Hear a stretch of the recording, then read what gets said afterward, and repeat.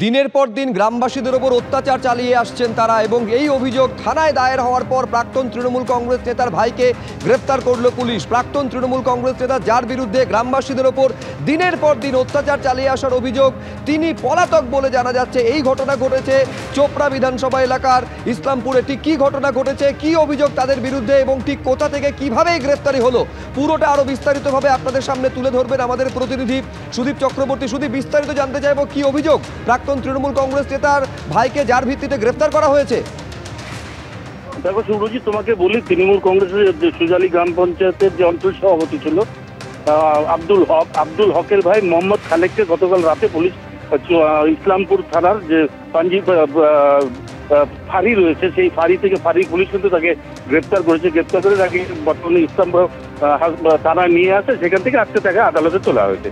এদের বিরুদ্ধে আব্দুল হক ও মোহাম্মদ খালেক এই দুই ভাই কিন্তু এলাকায় ত্রাস সৃষ্টি করেছিল। জমি দখল থেকে শুরু করে মহিলাদের নির্যাতন, মহিলাদের সালিসি সভা বসিয়ে বিভিন্ন রকম অত্যাচার করতো এরা দুই ভাই মিলে। এই অভিযোগ আসার পরেই কিন্তু আব্দুল হককে এর আগেই তৃণমূল কংগ্রেস তাদের দল থেকে বহিষ্কার করেছে, তারপর থেকে সে পলাতক হয়েছে। মোহাম্মদ খালেক যে রয়েছে, মোহাম্মদ খালেক কিন্তু তারপরেও দাদা পলাতক হওয়ার পরেও কিন্তু এলাকায় বিভিন্ন লোকের কাছ থেকে কারো জমি দখল করা, কারো চা বাগান দখল করা, এমনকি টাকা না দিতে তাদের মারধর তো বিভিন্ন ধারায় কিন্তু তার বিরুদ্ধে পুলিশ মামলা এনে তাকে আদালতে তুলেছে।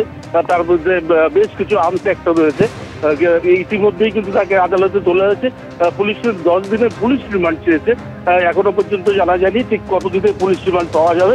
তবে এই অত্যাচারী আব্দুল মোহাম্মদ খালেক গ্রেপ্তার হওয়ার পরেই কিন্তু এলাকার আমি বলছি সুদীপ, ঠিক যেরকম যা অভিযোগ সন্দেশখালীতে শেখ শাহজাহান থেকে শুরু করে উত্তম সর্দার, শিবু হাজরাদের বিরুদ্ধে ছিল, নারী নির্যাতন, জমি দখল, তুমি যা বলছো এই দুই ভাই যারা তৃণমূল কংগ্রেসে ছিলেন তারপরে দল থেকে বহিষ্কার করা হয়েছে, একই অভিযোগ তাদের বিরুদ্ধে। দিনের পর দিন নারী নির্যাতন থেকে জমি দখলের অভিযোগ। ঠিক কি অভিযোগ আরেকবার দর্শকদের জানাও সুদীপ। দেখো তোমাকে বলে একদমই চাই, শেখ শাহজাহান যেমন শেখ শাহজাহান পলাতক হওয়ার পরে তার বিরুদ্ধে যখন গ্রামের মানুষ, সন্দেশখালীর মানুষ যখন থানায় একের পর এক অভিযোগ দায়ের করেছিল, ঠিক তেমনি কিন্তু গতকাল রাতে সে গ্রেপ্তার হওয়ার পরে রাতেই কিন্তু সুজালি অঞ্চলে যে অঞ্চলে তাদের বাড়ি, সেই অঞ্চলে কিন্তু প্রচুর মানুষ, শয়ে মানুষ রাতে কিন্তু রামগঞ্জ ফাঁড়িতে, যেটা ইসলামপুর থানার আন্ডার পড়ে, সেখানে তারা রাতেই পৌঁছে যায় তাদের অভিযোগ জানানোর জন্য। তারপরেও কিন্তু আজকে দফায় তাদের বিরুদ্ধে অভিযোগ জানানো হচ্ছে। তাদের যে সমস্ত কুকর্ম রয়েছে সব কিছু জানিয়ে এরপরেই কিন্তু পুলিশ তাদের বিরুদ্ধে পুরনো বেশ কিছু মামলার ধারা দিয়ে তাদেরকে কিন্তু পুলিশ তাকে গ্রেপ্তার করেছে। মোহাম্মদ খালেককে গ্রেপ্তার করে তাকে ইতিমধ্যে ইসলামপুর মহকুমা আদালতে তোলা হয়েছে।